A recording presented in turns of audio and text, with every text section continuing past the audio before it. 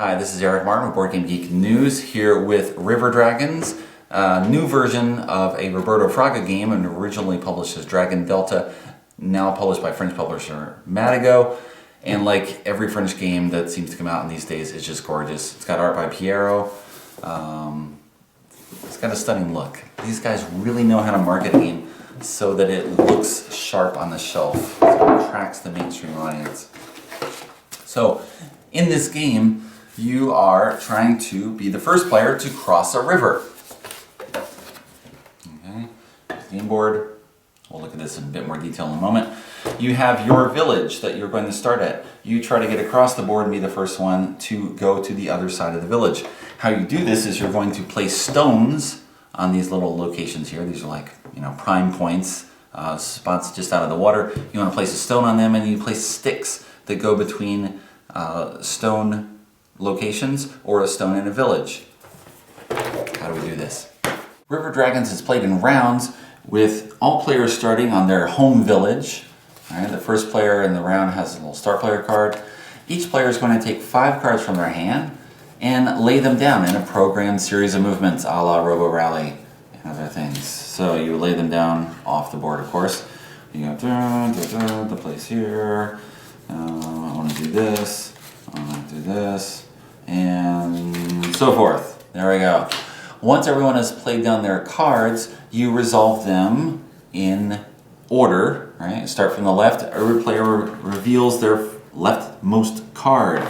Okay, you have cards that are going to place 1 or 2 stones on the water. On the stone locations. So I could do something like this. Everyone else would then go in turn. You have cards which place planks.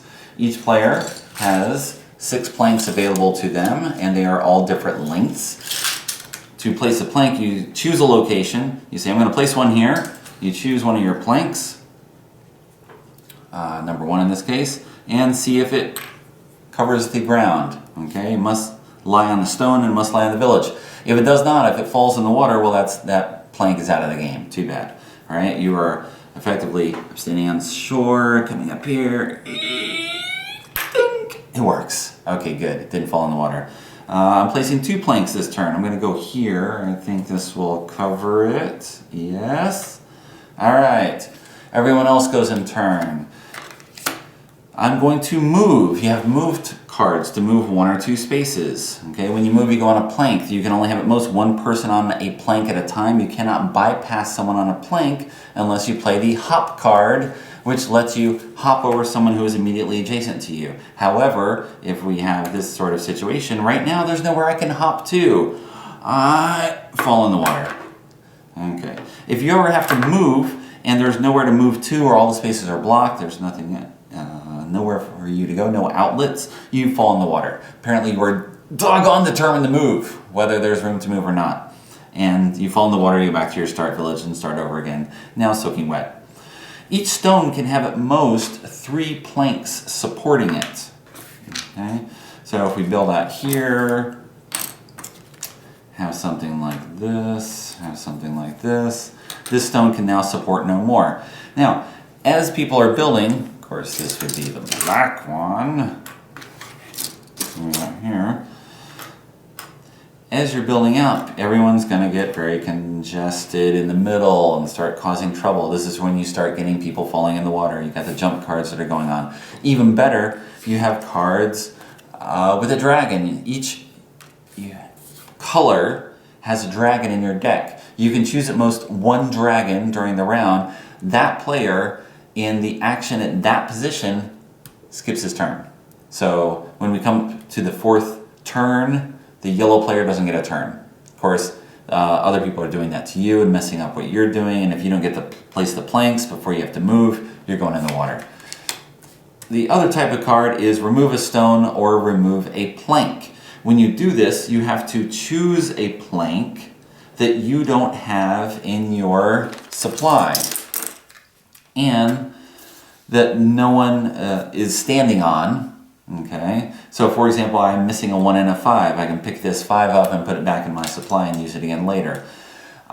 If there's a stone on the board, I can pick up a stone and return that to the main supply. You can have at most 2 other colors of planks in your supply. Now, of course, the whole point is you're moving along here.